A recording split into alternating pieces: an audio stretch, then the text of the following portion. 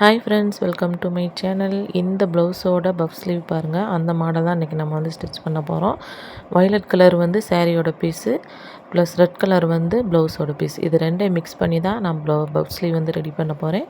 இதுக்கு வந்து நான் சாரியோட பீஸ் வந்து கட் பண்ணி வச்சுருக்கேன். ரெண்டாக கட் பண்ணிக்கோங்க. அதாவது நம்ம வந்து அதோட லென்த் வரைக்கும் உங்களுக்கு எவ்வளோ அகலம் தேவையோ அந்த அளவுக்கு நீங்கள் வந்து கட் பண்ணிக்கிடலாம்.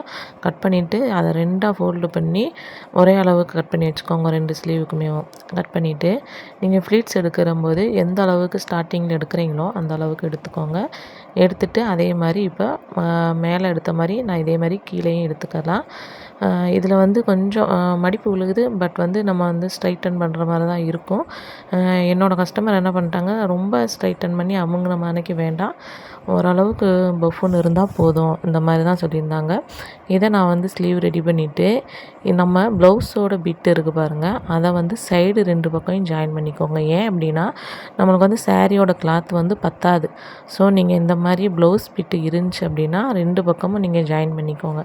ஒரே லென்த்துக்கு நீங்கள் ஜாயின் பண்ணிவிட்டு அதில் வந்து நம்ம ஸ்லீவுக்கு வந்து லைனிங் கட் பண்ணி வச்சுருப்போம். ஸோ அந்த அளவுக்கு நீங்கள் வெட்டி தைக்கும்போது நீட்டாக இருக்கும் பார்க்குறதுக்கு. இப்போ நான் 2 பக்கம் ஜாயின் பண்ணிட்டேன். இது என்னடா கொசன்னு இருக்கிற மாதிரி இருக்குன்னு நினைப்பீங்க. நீங்கள் வந்து ஆரம்பத்தில் முன்னாடியே கட் பண்ணிடக்கூடாது எதையுமே. இப்போ நான் வந்து ஸ்லீவை பார்த்து அந்த லைனிங்கில் சென்ட்ரு பீஸ் பார்த்து நம்ம வச்சுட்டு, அதாவது பேக் சைடு வச்சு ஸ்டிச் பண்ணணும் ஃபஸ்ட்டு.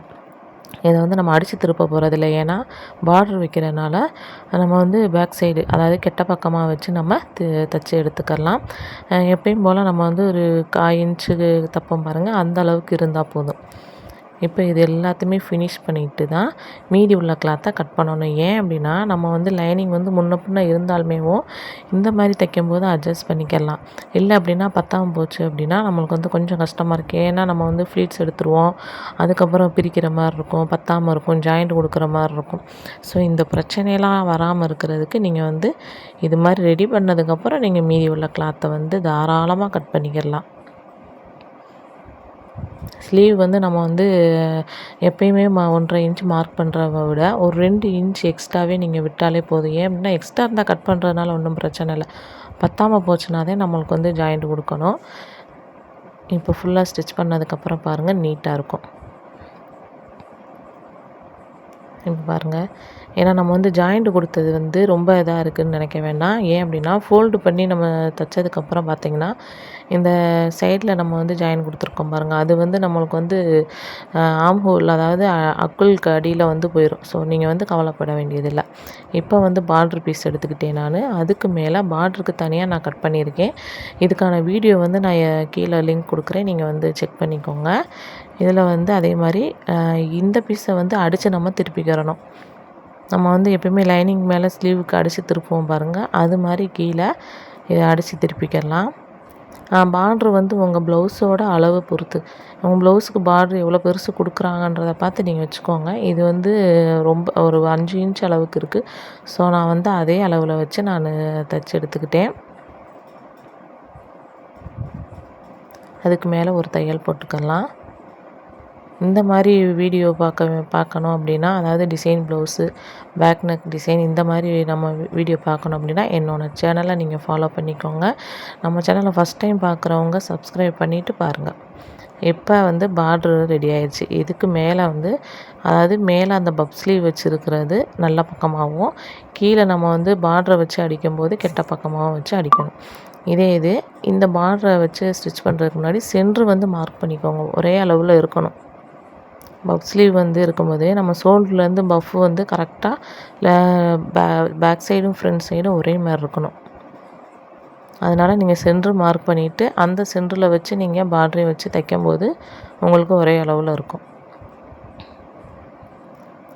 இப்போ வந்து ஒரு 1/2 இன்ச் அளவுக்கே நீங்கள் அடிச்சுக்கோங்க. ஏன் அப்படின்னா இந்த கிளாத் வந்து கொஞ்சம் சில்க் காட்டன், ஸோ கொஞ்சம் பிரிகிறதுக்கு வாய்ப்பு இருக்குது. அதனால் நீங்கள் ஒரு 1/2 இன்ச் அளவுக்கு விட்டு நீங்கள் தைச்சேனாலுமே நம்ம அதில் வந்து இன்னும் 2, 3 தையல் போட்டோம் அப்படின்னா பெஸ்ட்டு. அதிலே வந்து லேஸ் கொடுக்க போகும்போது நம்மளுக்கு வந்து இன்னும் கொஞ்சம் கெட்டியாயிரும். அதனால் கொஞ்சம் பரவாயில்லாமல் இருக்கும். இதுக்கு மேலே நம்ம தையல் போட்டுக்கலாம். ஆல்மோஸ்ட் ப்ளவுஸ் வந்து ரெடி ஆயிடுச்சுங்க. இப்போ வந்து பார்த்திங்கன்னா நீட்டாக இருக்கா. இப்போ ரைட் சைடில் உள்ள பிசுறெல்லாம் கட் பண்ணி எடுத்துட்டு நான் வந்து லேஸ் ஒர்க் கொடுக்க போகிறேன். ஸோ இதை 2ஆக ஃபோல்டு பண்ணி சென்ட்ரு மார்க் பண்ணிக்கோங்க. எப்பயும் நான் சொல்கிறது தான், ஸ்லீவில் வந்து நம்ம வந்து சுற்றளவு மார்க் பண்ணும்போது அந்த மார்க்கில் இருந்து லேஸ் வைக்கிறீங்க அப்படின்னா ஒரு 1/2 இன்ச்சுக்கு முன்னாடி வச்சு நீங்கள் தைச்சிங்க அப்படின்னா நம்ம வந்து ஸ்லீவ் ஜாயின் பண்ணும்போது ஸ்டோன் லேஸ் வச்சுருந்தாலும் சரி, நார்மல் லேஸ் வச்சுருந்தாலும் சரி, ஃபோல்டு பண்ணி தைக்கும்போது அந்த இடத்துல கொஞ்சம் கஷ்டமாக இருக்கும். ஸோ நீங்கள் வந்து 1/2 இன்ச்சு அளவுக்கு நீங்கள் முன்னாடி வச்சுக்கோங்க. எனக்கு இப்போ 4.5 இன்ச்சு சுற்றளவாக நான் மார்க் பண்ணிவிட்டேன். இந்த மார்க் பண்ணதுலேருந்து பேக் சைடும் மார்க் பண்ணிக்கோங்க. மார்க் பண்ணதுலேருந்து ஒரு 1/2 இன்ச்சு அளவுக்கு தான் நான் லேஸ் வச்சு தைக்க போகிறேன். லேஸ் வந்து நான் இந்த லேஸ் தேங்க எடுத்திருக்கேன். சாரியோட கிளாத்து நம்ம சென்ட்ரில் வச்சுருக்கோம். ஸோ அந்த கிளாத் அளவுக்கு நான் அதே கலரில் லேஸ் எடுத்துருக்கேன். நான் இங்கே மார்க் பண்ணியிருக்கேன். அதிலிருந்து ஒரு 1/2 இன்ச் அளவுக்கு முன்னாடி இது மாதிரி ஸ்டிச் பண்ணும்போது ஃபோல்டு பண்ணிக்கோங்க.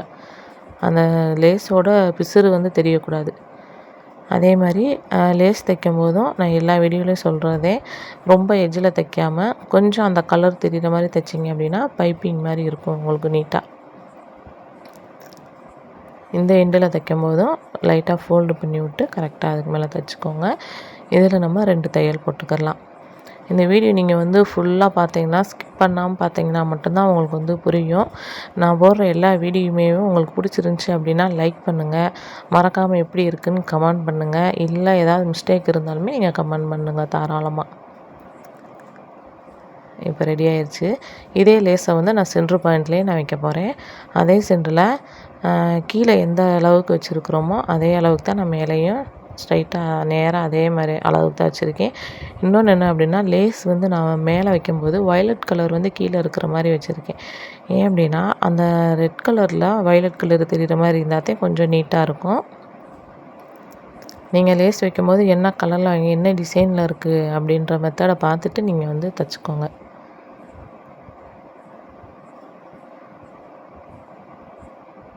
இதையும் நம்ம 2 தையல் போட்டு எடுத்துக்கலாம்.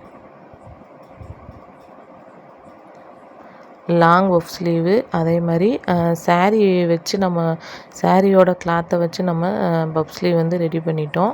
இந்த வீடியோ உங்களுக்கு பிடிச்சிருந்துச்சின்னா மறக்காமல் எப்படி இருக்குதுன்னு கமெண்ட் பண்ணுங்கள், லைக் பண்ணுங்கள், ஷேர் பண்ணுங்கள்.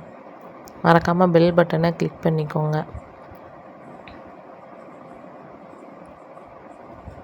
இப்போ தைச்சி முடிச்சு ரெடி ஆயிடுச்சு. ஃப்ரண்ட் ஸ்லீவ் வந்து ரெடி ஆயிடுச்சு. இதை நான் வந்து சென்டரில் நீங்கள் வந்து ஏதாவது ஸ்டோன் வச்சுக்கலாம், இல்லைனா பேட்ச் ஒர்க்கு எதனாலும் வச்சுக்கலாம். எவ்வளோ நீட்டாக இருக்குன்னு பாருங்கள். அதே மாதிரி பஃப் வந்து ரொம்ப தூக்கிட்டு இல்லை. இப்போ இந்த பஃப் ஸ்லீவ் வந்து நான் வந்து ப்ளவுஸில் ஜாயின் பண்ணிட்டேன். இப்போ பாருங்கள் எப்படி இருக்குன்னு. இந்த வீடியோ பிடிச்சிருந்துச்சுன்னா மறக்காமல் நீங்கள் வந்து கண்டிப்பாக லைக் பண்ணுங்கள், ஷேர் பண்ணுங்கள், கமெண்ட் பண்ணுங்கள். பாய்.